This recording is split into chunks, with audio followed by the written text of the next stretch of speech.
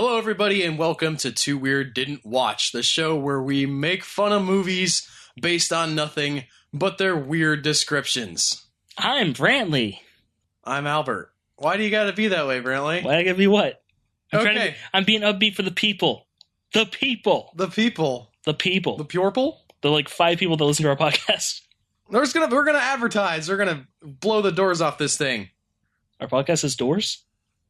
No, your little room right here.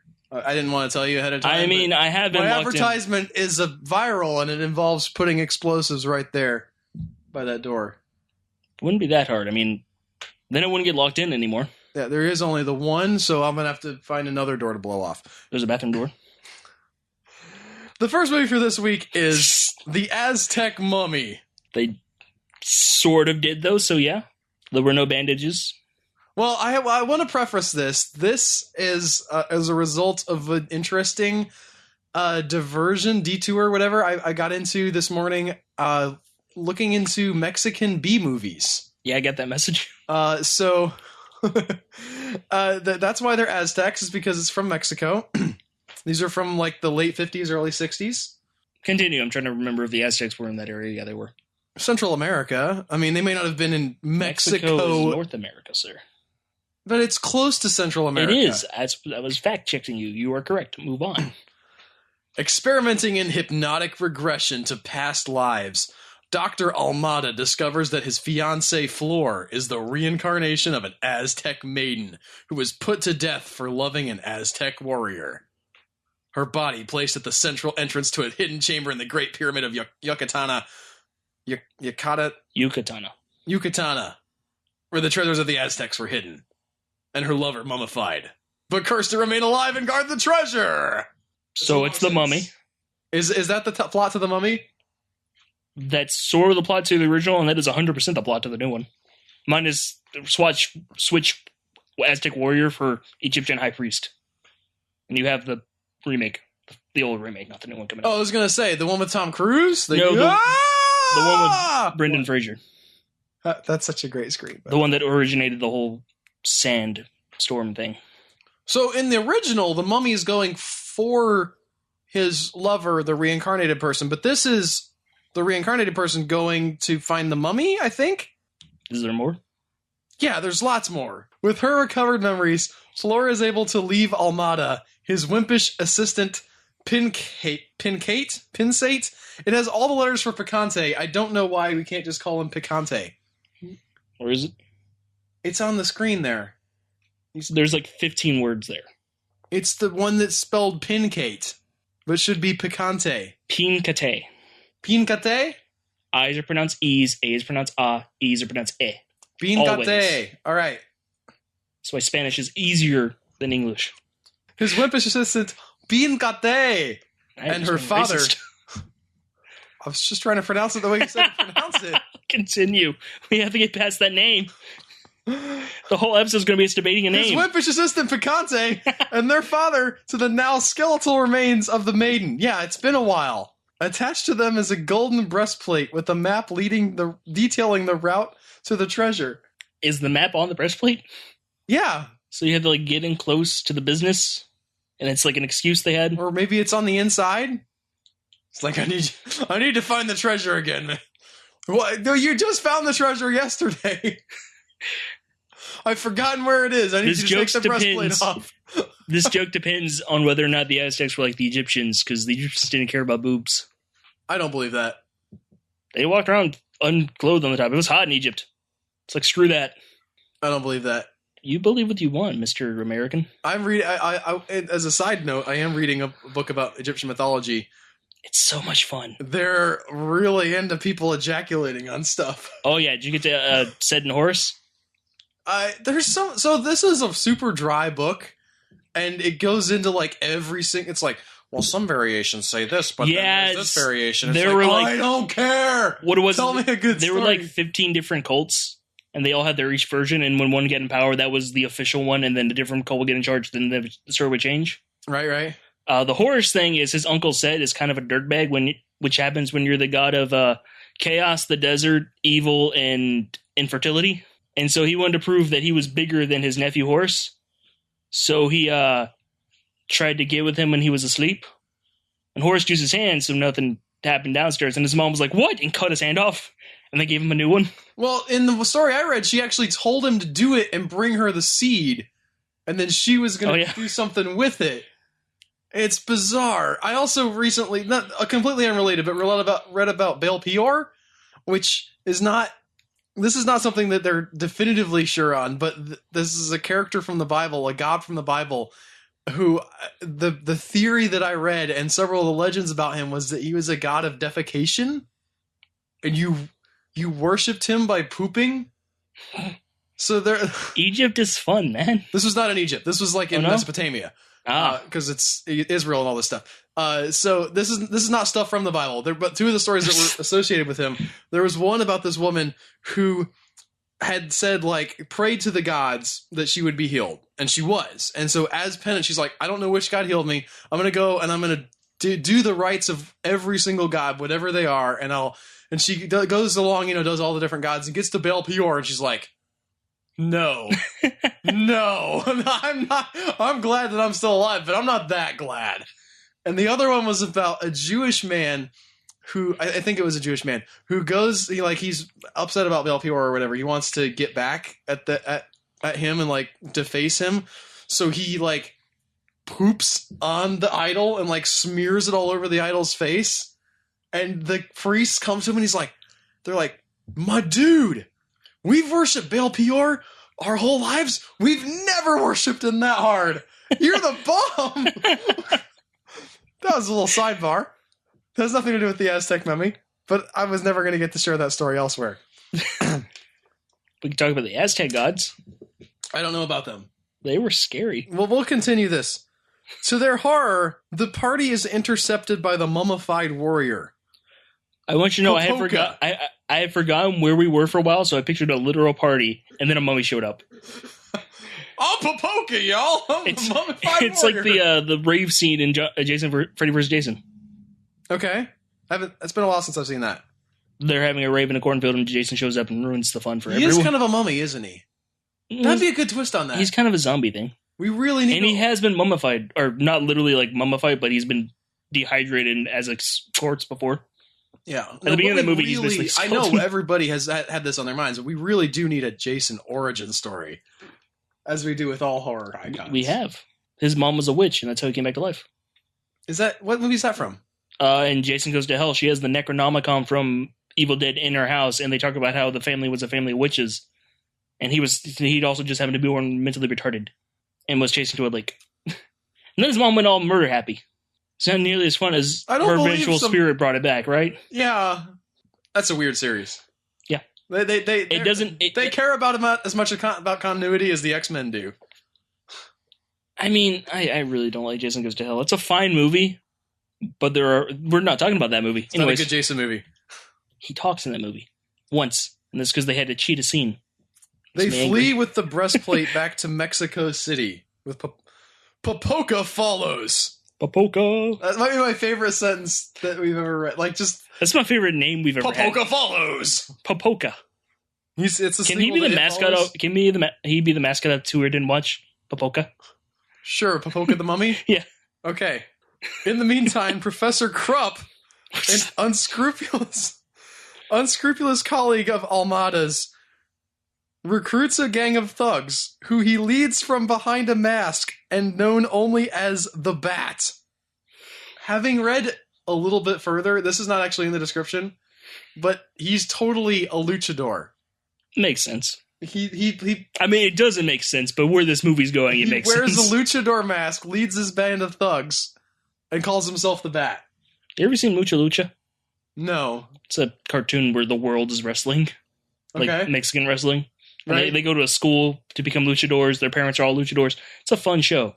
Both Krupp and his gang and the mummy converge on Flora's house to retrieve the sacred breastplate, which is in her possession, ... All right. You don't sound too impressed. Is Popoca the warrior that her, she was not ancestor, but the person she's reincarnated from was in love with? Yes. Does he know that? Or does he just really want her breastplate back? Because he wants the map to get to the get the treasure. Well, no, he's guarding he knows where the treasure is. Oh, so he just wants the bracelet back so nobody else can find it? Yeah. So it was a long description, and we got there's a hidden chamber. Lot. I think so they know where maybe that's like a map to the inside of the pyramid, so they know where it shows you where like the traps and such is. Yeah. It does not go into detail, but that's sort of my assumption. Well, I'm sorry you didn't like that one, because next up we have Curse of the Aztec Mummy. Is it a sequel? It is a sequel. Popoca's back! My man! I hope so. The evil Dr. Krupp, once again trying to get possession of the Aztec princess Xochitl's... Xochitl. Xochitl? Xochitl. Xochitl? They actually pronounce like show. Like okay. Xochitl's... Okay. The Aztec princess Xochitl's jewels hypnotizes her current reincarnation Floor to get her to reveal the jewel's location. Did they say her name in the last one? Mm-hmm. Was it that? Yeah. Okay. Yeah, they were converging on Floor's house. No, the Floor, yeah, but did they say the princess's name? Oh, no, Xochitl? Not in the description anyway. Okay. Anyway, the jewels' location are Xochitl's tomb. Confusion reigns as Krupp and his thugs are opposed by Floor's lover, Dr. Almada, his assistant, the wrestling superhero El Angel.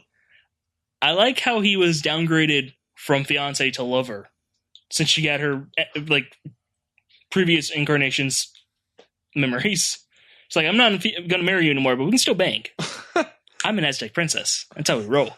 I just love the wrestling superhero El Angel. He's the assistant, right? Is that what they said?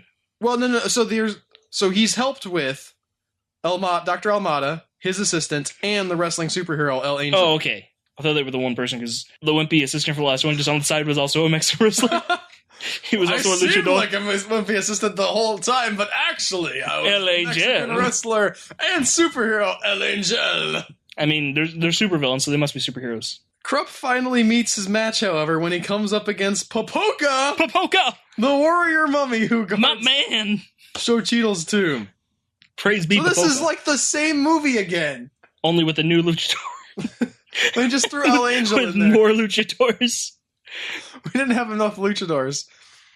The real reason, this is go ahead. Kind of like in Paranorman when the Protestant zombies show up and they see modern society and it's like that culture clash. Right. It's like that, only the Aztecs would have just tried to murder everyone. So it's going to be, more violent and not claymation. You think? I'm sad that this is a 50s movie because I want a zombie mummy. Well, this is early 60s. The Curse of the Aztec Mummy is early 60s. I think. So there's potential, but it's still most likely just really bad makeup if it is, but I want zombie mummy. I want full on like skeletal warrior with just like a little flesh on his face. That'd be cool. Popoca. Listen, we haven't watched the movie, so he's whatever we want him to be. I want him to be that. But Popoca's about to face a huge challenge. And this is the reason that we're covering this series at all, Brantley. Mm-hmm. Because we're going to be talking about the Aztec Mummy against the humanoid robot. This is a silly series. Yes. The evil Dr. Krupp, which is also how they introduced him last time. The last one started with the evil Dr. Krupp. I like that maybe that's on his business cards. Yes. Hello, I'm the evil Dr. Krupp. It's like I have a reservation with 5 o'clock at this restaurant. It's like Dr. Doofenshmirtz, Dr. of Evil.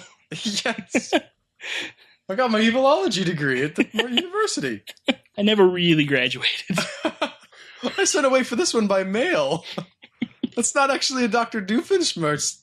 I don't know who is that. That's someone from the Adventure Zone. I'm doing my taco impersonation. In Sonic Boom, Dr. Eggman's talking about someone needing medical help, and he goes, "And I can't do it. I'm a doctor, but PhD, not a real doctor."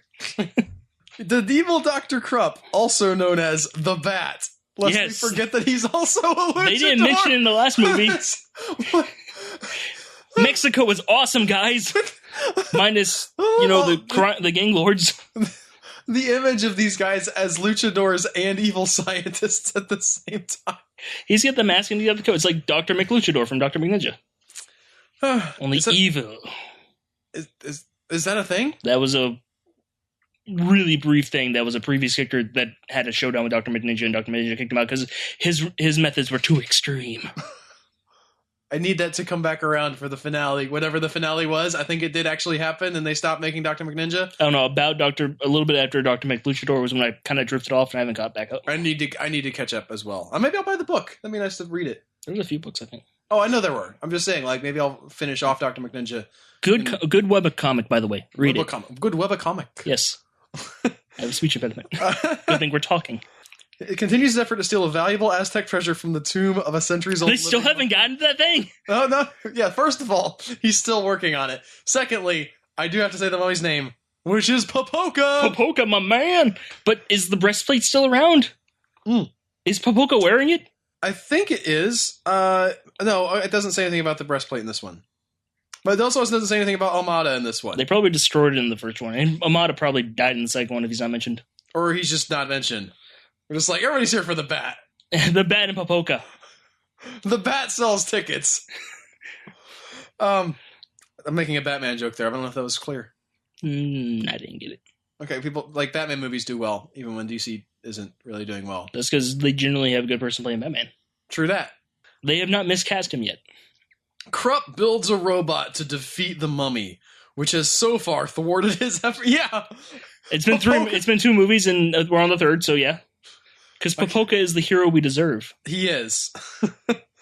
Krupp's former colleague and original finder of... Oh, no, there is Almada. The original finder of the mummy, Dr. Eduardo Almada, and his associate Rhoda and Pincate work to stop the mad scientist from completing his plans. Only one question about this. Mm-hmm. What happened to El Angel? He's off doing something.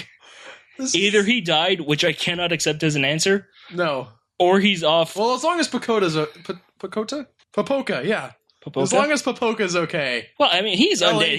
He might well be immortal at this point. You know, whatever. He's literally a mummy. I mean, yeah, no, whatever Aztec magic is holding together. And like I said, Aztecs were scary, so there were probably a few dead people from that. Yeah, but he's got to be killable. He may not have a heart, so unless you destroy his head. You could just, like, pull his limbs apart. Oh, I'm picturing, like, he's got the whole ripped open rib cage and everything. That's not how they pull the heart out, but it's more awesome if you picture it that way. Right. So it's just, like, hollow, and you can see, like, a spine in through him. Or maybe, like, it's a trap, so, like, he comes at you with his rib cage open. Like, Five Nights at Freddy's style, but he's an actual skeleton. Yeah, like, I'm picturing someone tries to stab him because it's a dumb movie, and that's how yeah. And then just, like, clamps shuts around. It's like in the first thing when it slams shut around when they're doing the autopsy. And it bites that dude's hands off. I've forgotten that bit, but yes, okay. I'm on board with your imagery here. Yeah. That's great. Popoca's awesome. I know from reading reviews of this movie that it's not as awesome as it's gonna be. Oh, I'm aware. But I want the robot and Popoca fight to be awesome. Did they mention the robot? Yeah. I missed over that. Evil Dr. Krupp built a robot to defeat the Aztec Mummy. It was buried under stuff. That keeps... I do my best here. Sometimes I'm trawling for these descriptions. Sometimes they're not the best. Also, we were distracted by Popoca in El Bat. El Bat. El Angel and El Bat. Well, that'll do it for this week of Too Weird Didn't Watch. Thanks, everybody, for listening. Tune in next week for our super special St. Paddy's Day episode. We've actually already recorded that, and it's a whole lot of fun. And we'll see you next week with that thing that I just said. Ole.